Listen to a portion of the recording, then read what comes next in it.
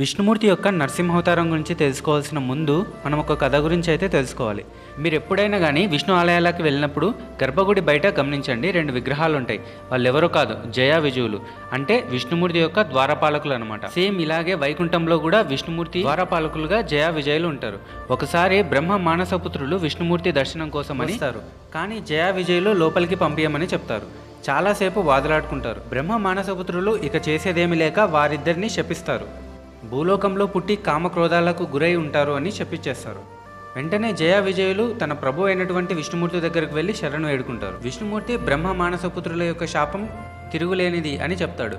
కానీ జయ విజయులు వేడుకునేసరికి వాళ్లకు జయ విజయులు అన్నిసార్లు వేడుకునేసరికి విష్ణుమూర్తి ఒక అవకాశం ఇస్తాడు. ఏమంటాడంటే, నా భక్తులుగా 7 జన్మలు భూమిలో జన్మించండి, లేదా నా శత్రువులుగా 3 జన్మలు మాత్రమే జన్మించండి అని వాళ్ళకే చెప్పాడు. తర్వాత ఏమైందో సెకండ్ ఎపిసోడ్లో చెప్పుకుందాం. ఫ్రెండ్స్, ఇలాంటి మరెన్నో వీడియోస్ కోసం మన ఛానల్ని అయితే సబ్స్క్రైబ్ చేసుకోవడం మాత్రం మర్చిపోవద్దు.